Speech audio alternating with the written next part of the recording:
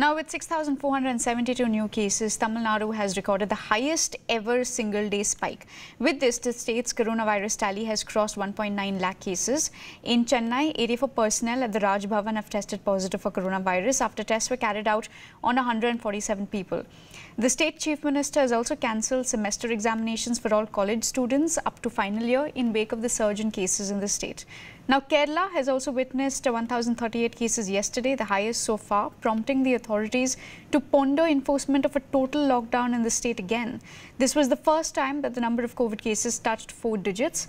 Now, Kerala has shut its borders with other states to prevent unnecessary travel as the state stares at a health crisis.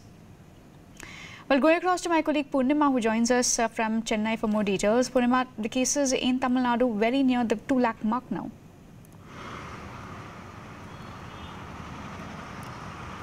Absolutely, it's almost 1.9 lakh cases, and Chennai alone has crossed 90,000 cases till date.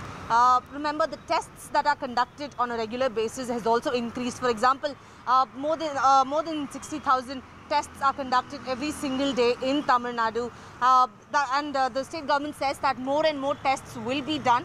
But Chennai, however, while Chennai contributed to the maximum number of cases when it comes to the state's share, now Chennai has seen a dip with 1,200 to 1,300 cases recorded every day. But now the infection is spread to other districts. The 3 neighbouring districts of Chennai, Madurai, all these are now seeing a spike in cases, which is why the state government says that they will continue to remain cautious, not just when it comes to Chennai, but across these 10 districts that are seeing a spike for the last 1 month. So the state government says that more tests will be done, and this is the strategy. However, the good news is the rate of recovery in Tamil Nadu has increased, and they say that this is going to be the trend where the rate of recovery will increase, and they will also try to conduct more and more tests in these 10 districts in the coming days as well.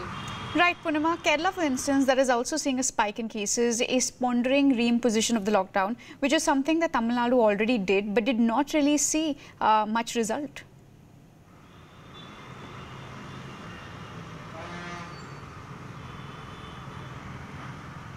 Absolutely. The state government says that when it comes to pandemic, the spike looks like will increase in Tamil Nadu.